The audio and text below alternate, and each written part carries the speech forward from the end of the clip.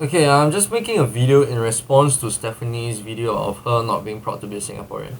Okay, the first thing I want to touch on is about the accent she used throughout the entire video. Okay, I do not know whether she's lived in Australia for a considerable amount of time, enough to actually pick up the accent. Okay, but if she has done so, then fair enough. But if not, I find it very degrading when a Singaporean try to speak like like you're from some other country. You can speak well. I'm not asking you have to use Singlish to speak like a Singaporean. You can speak well, but you do not need to have an accent. Moving on. You said Singapore is not a place for an artist. I believe that's probably why people like JJ Lin, Stephanie's son, they've actually, moved on to another country to further their music career. As we all know, the market in Singapore for this, in the media sector, if you would say, is relatively small. So that's why people actually have to go overseas to venture out. That being said, institutions like NAFA and LaSalle, weren't they actually created, to cultivate aspiring artists, people who have passion for the arts like yourself? Personally, I believe that this, it may not be significant, but it's a small step to actually, get Singapore to appreciate the arts, to slowly but surely diversify Singapore. Okay, and then you mentioned about there isn't any, barely any room for an alternate successful path, which is something I strongly disagree on. Okay, there are a lot of jobs out there, to all the people who agree as well. There are a lot of jobs out there that are not academic based, that are performance based. Okay, I don't have to talk far. You just look at the sales industry. You go into any job for sales. I'm pretty sure if you can guarantee performance and results, the company is more than happy to take you in. But is it easy? No. It is my point. You cannot expect something. You want a good standard of living, but yet you don't want to have to pay for it. You don't want to have to spend a lot for it. It doesn't work that way. There's always repercussion for every pros, and there's a repercussion for every cons. So my point is, you said that there's no alternate job. There is actually a lot of jobs. You just have to, go outside there, search, look for it, meet the right connections, and that's where you can you can slowly upgrade. You can venture out. You have to make an effort. That's the first thing. Even though that is not academic based, doesn't mean it's going to come easy. Don't expect. You don't have to study. People don't get this idea that when you say not academic based, you don't have to study, you don't have to do anything, you get it all served to you on a platter. It's not going to happen that way. Okay, and then you talk about the education system in Singapore. You feel that, Singaporeans are very academic based. We become like robots and all that kind of thing. Okay, my point is, why the academic system in Singapore is the way it is. Like primary school, secondary school, we all go through mostly the same education system. Okay, and why I believe that this is enforced onto us. Okay, take for instance, Singapore changes. Okay, it becomes a very media-orientated country. So people are going to the arts, singing and acting. Okay, if they do not have a basic background, in education, like primary school, secondary school education, what are they going to fall back on when they fail? So that's why I believe that primary school, secondary school education is, it's like compulsory to prevent things like this from happening. It's to prevent things like this from happening. You have to, look on things as a whole. You cannot just say, I want to implement this to be more to be receptive to this idea, but you don't look on, what could be the cause and the effect. So why I believe that primary school and secondary school education, is very academic based and everything. It's until you reach your tertiary level where they give you a choice. That's where you can venture out on your own. Wherever you feel that your career path is, you head towards the direction with the tertiary education, such as go NAFA, LaSalle, or whatever. Okay, and then the thing is, at the end of the day, I'm gonna say this: whatever you do, academic or not academic, it's not gonna be easy. Don't expect.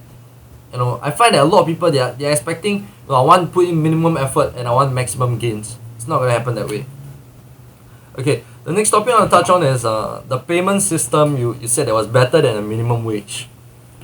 Okay, I watched a video last night by this guy called Fuzz. He made an excellent point that you cannot compare the earning and spending from one country to another country and give a statistic on it. Firstly, why? Okay, he mentioned that you may earn the same, but your spending is going to be different. So when your spending is different, everything is, whatever statistics you've drawn is non-existent. Okay, you're talking some people who have family, some people who are single, they're going to spend differently. So how can you compare and say that, oh, this is going to be better in Australia is better than Singapore? Okay, I'll move on from that. And then you touch on your assignment, your English assignment, where you actually drew on it and then you felt that your teacher was, clamping down on creativity. Okay, well, I feel that there's an English class and there's an art class. Okay, I'm not saying that what you do is wrong and what your teacher do is right. This is very subjective.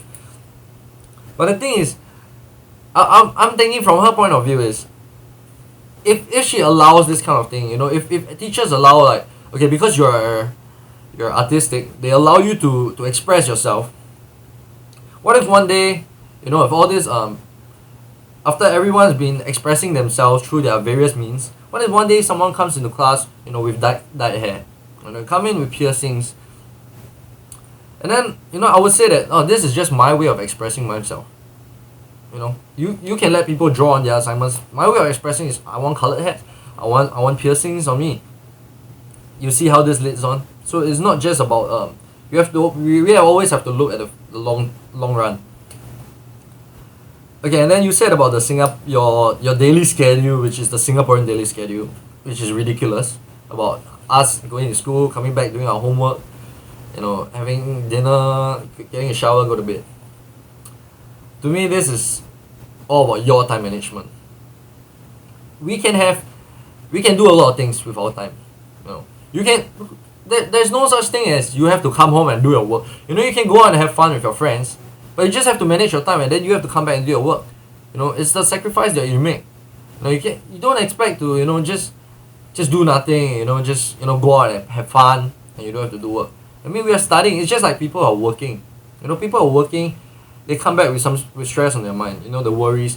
They have projects. They have projects to meet, deadlines to meet. That kind of thing. So this is life. We're gonna have pressure. It's not gonna be easy.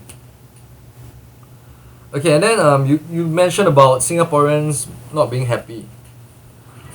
Okay, I don't know whether Singaporeans are happy or not, which is also I believe it's up to an individual. Whether you want to feel happy or not, you control that decision. Okay, but what I can possibly say is Singaporeans are probably not that courteous.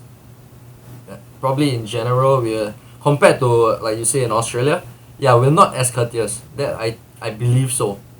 Okay, and that is because of our culture, the way we are brought up. We're conservative. We don't interact much when we are kids. We're not taught to be like the Westerners. So probably when it comes to real time interaction, we are not as good as handling the situation. So and you said that service is bad in Singapore, which is something that I like to say that I strongly agree on. Okay, why I say that? Because I've been to places, to different countries, like in Australia. I've been to Australia a couple of times, and the service there, like what you mentioned, it is good. I've been to Japan, where I feel that so far it's the best service that I've ever experienced. Singapore's service is bad. Even the Singaporeans who are serving, do not say about the foreigners who come to Singapore to work in the service industry. Even the Singaporeans who are serving you, they probably do not take service, do not take much pride, like what you mentioned. They treat it as a job. Okay, but apart from that, because being someone who worked in the service industry a couple of times as well, it is not just about us in the service industry. It is about the customers as well. The customers in Singapore are very difficult. Okay, they do not respect the people in the service industry as the Westerners do. So you see, this is a vicious cycle actually. When you have bad bad customers, you're gonna have bad service. Okay, I'm not condoning the bad service here. I do not condone the bad. I think that everything, both sides, have to improve. The service in Singapore definitely have to improve, and the customers, the people, in Singapore, we have to treat them with respect. It is a mutual thing that if we can work together, I believe the service generally will improve. Okay, you mentioned about Singapore not being nice people. Okay, like I mentioned, I just believe that probably they are not courteous. Okay, we don't go around walking past a stranger and like, hey, good morning. We don't say that kind of things because it is not within our culture. When you say, I believe if I walk down the street and I say good morning to an auntie, I don't think she'll look at me and give me any negative reaction. She'll probably just be very surprised, very taken aback because that's not her culture. We did not grow up in that culture. It's not that she's gonna react negatively towards me. So probably that is the difference. I wouldn't say they are not nice people because I believe in general Singaporeans, in times of real need, okay, when if let's say you're in need of help, people fall down or whatever it is, Singaporeans generally will help. I've seen it countless times. Okay, just the other day you saw the newspaper about the guy, pulling the other driver out of the car which was on fire. Okay, these are just certain examples I'm using. Okay, and your last point, okay, which you said about you not being fake person and you are a brutally honest person. And to all the 100 people, to the people who 100% agrees with you, let me ask you this question. So you go into a job, okay, you're not a fake person, you go into a job, the first day you start to work, and then you see people, your managers or whoever, people are working around you, and you don't like the way they work. Are you going to them and telling every single one of them their flaws in their face that, I don't like the way you work and I think you should change, even though you're just a new employee?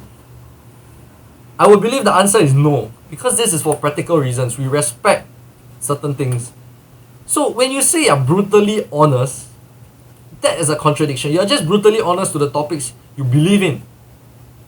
But in general, I believe people will always be fake to a certain extent. I'm not saying that you have to be fake to pretend to like someone. You don't have to pretend to like someone, but you would probably not be yourself to just get along with things, to prevent conflicts. That is what I feel. When you say that you're brutally honest, I don't think it's very true. And then this is just my 2 cents on the video you made. She's entitled to her opinion. I'm entitled to my opinion. I agree and I disagree with some points. But anyway, that's just all I want to say. And you brought up some valid points, and I just find that people who just blindly agree with everything is, anyway, it's just my point of view.